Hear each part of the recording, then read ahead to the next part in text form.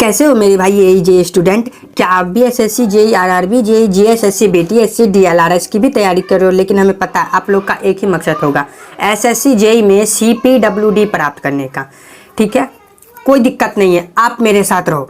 आप बेहतर से बेहतर, ये सिविल इंजीनियर के लिए वीडियो होने वाली है। आप इलेक्ट्रिकल हो फिर भी पढ़ सकते हो, मैकेनिकल हो फिर भी पढ़ सकते हो, कोई ज़रूरी नहीं है। कोई भी ब्रांच से आप बिलोंग करते हो, अब जाहिर सी बात है आप पढ़ो। ठीक है, यहाँ पर आपको मिलती है most VVI and selected question, बहुत ही जगहों से रिसर्च करके लाई हुई सबसे परफेक्ट और सिलेक्टेड क्वेश्चन है। ठीक है, आप इसे देख करके जाओ। आप एई जेई कोई भी एग्जाम के लिए प्रिपरेशन कर रहे हो, कोई दिक्कत नहीं है, आप पढ़ो। ठीक है, हमारा पहला क्वेश्चन आता है, ठीक से भाई, ठीक है ना, थोड़ा ध्यान से पढ़ना। ठीक है, द डिक्रीज और loss in the value of property due to its use life wear and tear. मतलब ये हमारा यहाँ पर ये कह रहा है कौन सा वैल्यू है, यानी कि ऐसा कौन सा प्रॉपर्टी की वैल्यू है जो कि लाइफ के साथ साथ हमेशा डिक्रीज होते जाती है, हमेशा घटती जाती है। ऐसा उसे क्या कहते हैं, उस वैल्यू का क्या नाम है जो लाइफ के साथ साथ हमेशा घटती जाती है। तो आप यूज करो या फिर ना करो, तो वो उसे हम क्या कहते हैं। ठीक है, तो हमारा पहला यहाँ पर ऑप्शन आता है स्क्रैप वैल्यू कहेंगे, डिप्रिसिएशन कहेंगे, या फिर सिंकिंग फंड कहेंगे, या फिर नेट इनकम कहेंगे। आपको बारी बारी से इन सभी के बारे में बताने जा रहा हूँ। ठीक है, स्क्रैप वैल्यू क्या हो गया आप लोग जानते होंगे, आप लोग का रिवीजन हो जाएगा यहाँ पे, टेंशन मत लो। स्क्रैप वैल्यू हो गया कि कोई भी प्रॉपर्टी है, ठीक है, कोई भी प्रॉपर्टी है, आप उसे तोड़ करके यदि बेच रहे हो तो उसे हम स्क्रैप वैल्यू कहेंगे। यानी कि और स्क्रैप वैल्यू कितना मिलता है, 10% मिलता है। ठीक है, उसके छड़ से मिलेगा या फिर उसके वुड वर्क से मिलेगा, वुड का जो रहता है ना, ये सब चीज़ों को बेचोगे तो टोटल पूरे प्रॉपर्टी का 10% कॉस्ट आपको स्क्रैप वैल्यू पे मिलेगा। और डिप्रिसिएशन, तो इसका आंसर डिप्रिसिएशन होगा। डिप्रिसिएशन में क्या होता है, आप कोई भी एक चीज़ खरीद लो, चाहे आप बाइक खरीद लो, ठीक है, आप कार खरीद लो, आप बिल्डिंग खरीद लो, कुछ भी खरीद लो।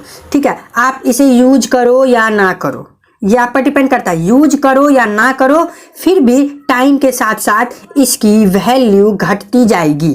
ठीक है, आप यूज करो ना करो, टाइम के साथ साथ इसकी वैल्यू हमेशा डिक्रीज होते जाएगी। तो यही कह रहा है, इसका उत्तर 2 हो जाएगा। सिंकिंग फंड मतलब क्या हुआ कि आप कोई भी एक प्रॉपर्टी है, ठीक है, कोई भी एक प्रॉपर्टी है, मान के चलो कि ये 10 लाख की प्रॉपर्टी है। ओके, इसमें क्या होता है कि मान के चलो 10 लाख की कोई प्रॉपर्टी है और 10 साल बाद ये एक्सपायर होने वाला है, तो हम अभी से कितना रुपया जमा करें per year, per month, per day, ठीक है, 10 साल तक, ताकि ये हमारा 10 लाख रुपया जमा हो सके।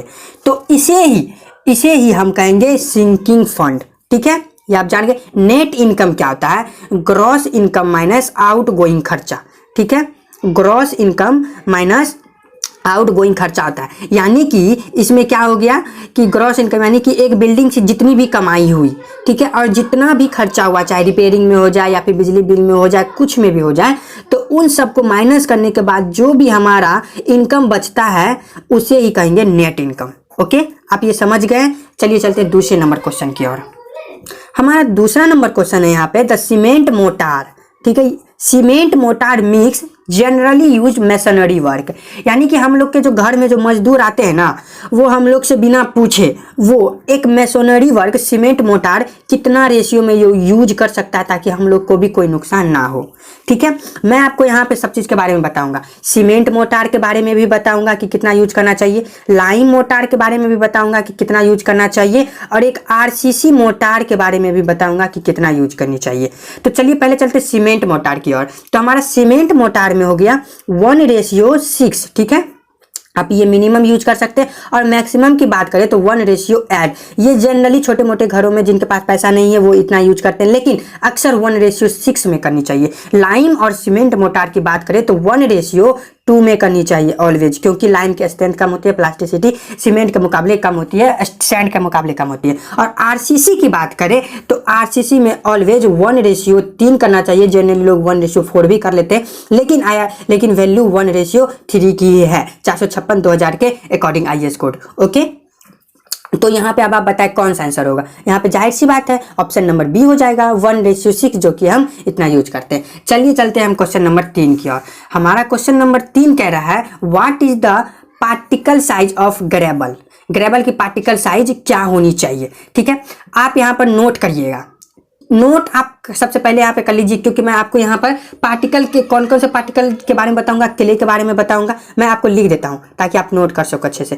क्ले के बारे में बताऊंगा कि इन सब की पार्टिकल साइज क्या होनी चाहिए, ठीक है। सिल्ट के बारे में बताऊंगा कि क्या होनी चाहिए। उसके बाद मैं आपको सैंड के बारे में बताऊंगा कि इसकी पार्टिकल साइज क्या होनी चाहिए। उसके बाद मैं आपको ग्रेवल के बारे में बताऊंगा कि इसकी पार्टिकल साइज क्या होनी चाहिए। उसके बाद मैं आपको कोबल के बारे में बताऊंगा कि इसकी पार्टिकल साइज क्या होनी चाहिए। उसके बाद लास्ट में सबसे बड़ा साइज बोल्डर के बारे में बताऊंगा कि इसकी पार्टिकल साइज क्या होनी चाहिए। ओके, तो क्ले में क्या होता है कि यदि हमारा पार्टिकल साइज 2 माइक्रोन से कम रहा, ठीक है, 2 माइक्रोन से कम रहा तो ये हमारा क्ले साइज का पार्टिकल हो जाएगा। ओके, और सिल्ट का क्या हो जाएगा, 2 माइक्रोन से 75 माइक्रोन तक, 2 माइक्रोन से 75 माइक्रोन तक के बीच को हम सिल्ट पार्टिकल साइज कहेंगे। सैंड माइक्रोन से क्या हो जाएगा, 75 माइक्रोन से 4.75 mm है, ये माइक्रोन है, ये mm है, इसे हम सैंड कहेंगे। ग्रेबल का क्या हो जाएगा, 4.75 mm में अब आ जाएगा, यहाँ से आपको mm में आ रहा है,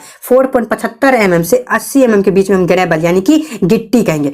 कोबल इससे बड़ा साइज का आ जाएगा, 80 से, ये 80 है, 80 mm से लेकर के 300 mm तक को हम कोबल कहेंगे, और लार्जर देन जो 300 होगा, 300 mm, उसे हम बाउल्डर कहेंगे, ठीक है। तो इसके अकॉर्डिंग आप बताइए ग्रेबल कितना है, 4.75 से 80, यहाँ हमारा ऑप्शन नंबर 1 सही हो जाता है।